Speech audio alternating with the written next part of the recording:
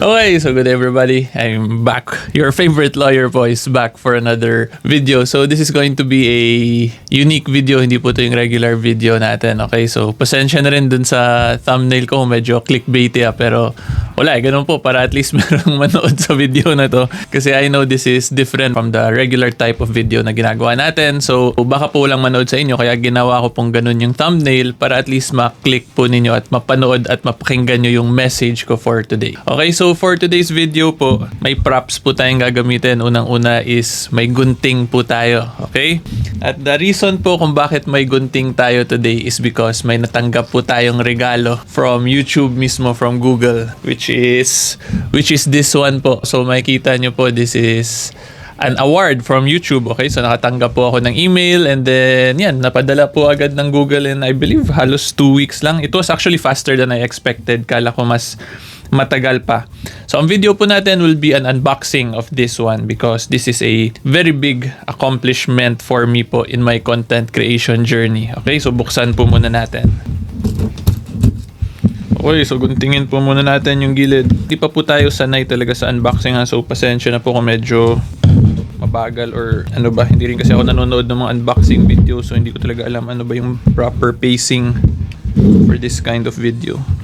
Anyway, step-by-step announcer ko na lang po. Step-by-step commentate ko. So ngayon, tinanggal po natin lahat ng mga scotch tape sa gilid. So this one, ito po yung first. Meron siyang protective na foam on top of it. And then, meron pong ganito rin na award. So it is from, ano to? This is from Designer Custom Creation Society Awards. Congratulations on your subscriber milestone. We are honored to take part in recognizing your achievement and want your experience to be exceptional. This award was inspected and packaged with great care by Rick.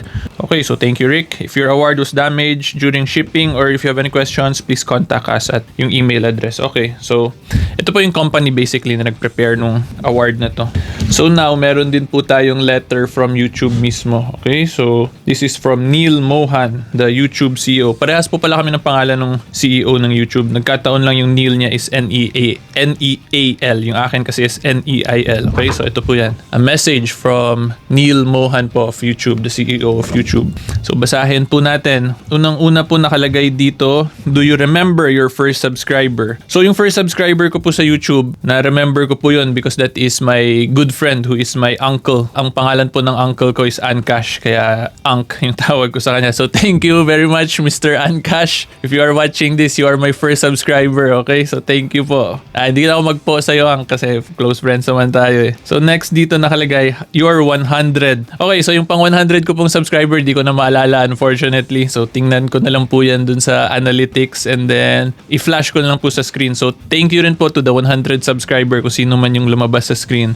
And then yung next po nakalagay is or your 1,000 subscriber. Yung 1,000 subscriber rin po, hindi ko na rin maalala unfortunately. So ipa-flash ko na lang din sa screen. And again, thank you also to the 1,000 subscriber. And then after po dyan, yung fourth paragraph, fourth sentence po, dito nakalagay, chances are you do and we know that you'll definitely remember your 100,000 subscriber. So unfortunately, yung 100,000 po, hindi ko rin hindi ko na monitor isa-isa. Pero for some reason, remember ko talaga yung pinaka-first. So thank you po to everyone who has been part of my content creation journey so far. So nakalagay dito, your fans may have found you while searching YouTube, learned about you through a friend, or maybe you showed up as a recommended video. No matter how they came to your channel, your audience stayed and their numbers increased because of you and the community you've built. Okay, so dito po mag-comment lang muna ako sa paragraph na to because nung November 13 po actually, yung subscribers ko nung November 13, nasa ano pa lang po yun, nasa 3,000 plus lang subscribers ko. I actually started creating videos sa YouTube channel ko as early as January 2024. Pero from January all the way to November 13, nasa 3,000 pa lang po yung subscribers ko. And then pumasok po yung November 14, dun ko po ni-release yung mga videos ko. Yun na yung mga congressional hearings, Senate hearings involving former President Rodrigo Duterte. Tapos from there, from 3,000 by November 14, bigla pong tumalon to 20,000 plus. And at present ngayon, which is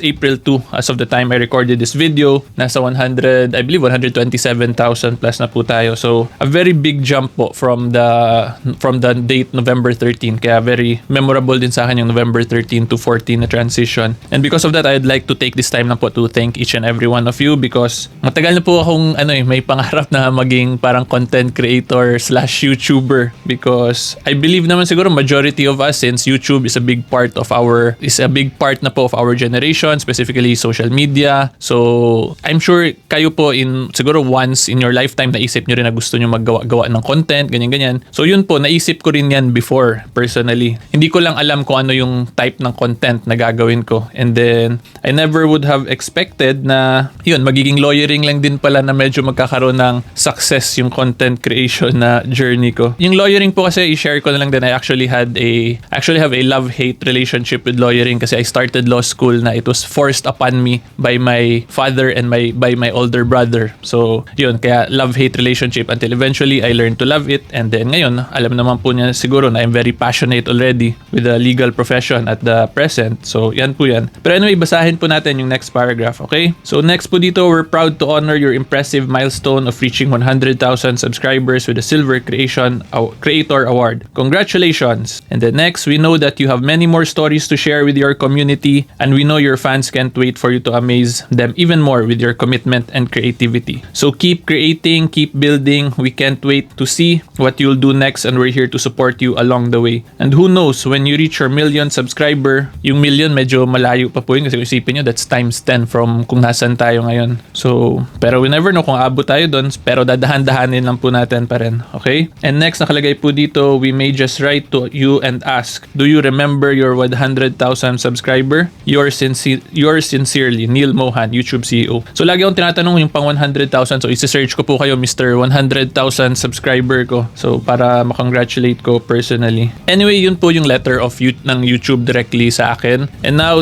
pakita ko na po sa inyo yung award itself. Okay. And now, this is the award. Tada! Naka-plastic po siya. At meron siyang... meron po siyang ito. Hindi ko alam kung ano to. Dehumidifier ba to? Or pamunas? Anyway, this is the award po. Okay? Now, let's remove it from the plastic. So, ang nakalagay po dito, so of course, the YouTube logo nasa taas. And then nakalagay, presented to Attorney Neil Abayon for passing 100,000 subscribers. And then YouTube logo, tas the word YouTube. So, yan po. Yan. So, yan. Gusto ko lang po magpasalamat to everyone. So, like what I already mentioned earlier na matagal po or nagplano na ako actually mag-content creation. Pero, hindi ko lang alam ano talaga yung content. And then, yun nga. Who would have thought na mapupunta lang din pala ako dun sa one of the fundamentals sa akin, which is yung lawyering profession. Because like I said, I started law school with a very love-hate relationship, but we are now at the present and I am very passionate about the legal profession. Kaya nga sinishare ko yung legal wisdom ko to all of you in relation to current events po na nangyayari sa bansa natin. Okay? And moving forward po, para way na lang din to give back to the community, is gusto ko din mag-conduct tayo ng weekly na, at least weekly, pero unless na lang meron tayong important deadlines, baka ma-move to once every 2 weeks, ganyan. Pero I will do my best po na magawa natin weekly na magkakaroon tayo ng program kung saan mag-share lang po ako or magbibigay ako sa inyo ng mga legal wisdom in relation to mga questions niyo, legal questions, not necessarily related to current events lang. Para naman po mas maging diverse pa yung community natin kasi hindi lang naman yung problema sa bansa talaga natin yung mga problems natin, 'di ba? Meron din tayong mga personal issues natin, mga family issues in relation to legal matters. So gagawin po natin para magkakaroon po tayo ng live program ng parang legal talk show kung saan magbibigay ako ng legal advice, legal wisdom sa inyo. So ang maging question ko lang po for everyone regarding that program is kung ano po ba yung preferred ninyo na schedule, na date, okay? So magpo-poll na lang po ako sa one of my posts, magbibigay akong poll tapos sagot na lang po kayo doon para mas madami pong makanood doon sa program na plano anong program na gawin ko po, okay? Kasi pansin ko po madami pong OFWs na viewers ko eh. So gusto ko rin naman magka-chance or maging involved din yung mga OFW viewers ko. Okay, so yan lang po yun. I just wanted to unbox this and to share this big milestone po in my content creation journey because it is very humbling po talaga for me na meron na akong 100,000 subscribers, di ba? Because I personally believe po kasi na time is the most valuable asset in this world because yung time po pag nagastos na yan or pag nagamit na, pag umandar na yung time, hindi na po yan buwabalik, di ba? Unlike pag pera, pag naubos yung pera ninyo, pwede pa rin naman po kayo magtrabaho para mabawi yung pera. Pero yung oras pag nagastos na po yan or nagamit na or umandar na nga, hindi na po yan siya babalik. That is why it is very humbling for me po that there is 100,000 of you who has chosen to subscribe to me and to regularly watch my videos po. Because for the month of March din po, i-share ko na lang din, nasa halos 2.4 million views total out of mga 12 or 13 videos yung in-upload ko. So that averages more or less nasa 180 to 200,000 views per video. So yeah, that is very humbling for me to know na merong ganong amount of individuals who chose to actually watch my videos regularly. Okay, so again, thank you po to everyone who has given me their time in watching my videos and joining me in this content creation journey. So rest assured po, more videos to come, and then we will also start with our yung weekly legal program natin kung saan makabigay po ako sa inyo ng mga legal advice. Okay? So hopefully klaro yun, guys. And if you like legal educational videos to current events, follow lang po kayo sa akin sa social media. Until next time, see you all po. Bye-bye!